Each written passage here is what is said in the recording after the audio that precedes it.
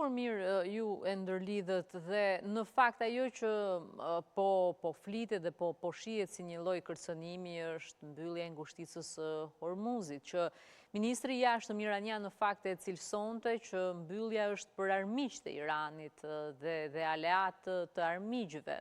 I referohet në këtë formë Shteteve të Bashkuara të Amerikës, të paktën nga situata që po shohim, por nga ana tjetër është vetë presidenti amerikan që në një farë forme ka kërkuar ndihmën, duhet thënë, edhe të Mbretërisë së Bashkuar për të dërguar pra pikërisht ose për të siguruar në një farë forme një nga rrugët më të rëndësishme të transportit me anijet ushtarake. Franca duket se i është përgjigjur jo. Çfarë ndodh në këtë pikë me aleatët e Shteteve të Bashkuara të Amerikës dhe konkretisht me vendet e Bashkimit Evropian? Sa po i përgjigjen, apo po e dënojnë, apo po e shohin situatën në lindjen e mesme dhe në çfarë pozitash janë?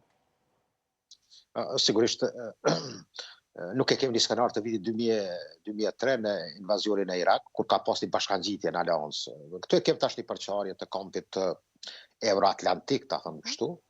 Arsye do shta jenë të shumta, Grenlanda, pastaj vendosja tarifa, nga politika anti-evropiane, ta quaj kështu e kursit të Trumpit.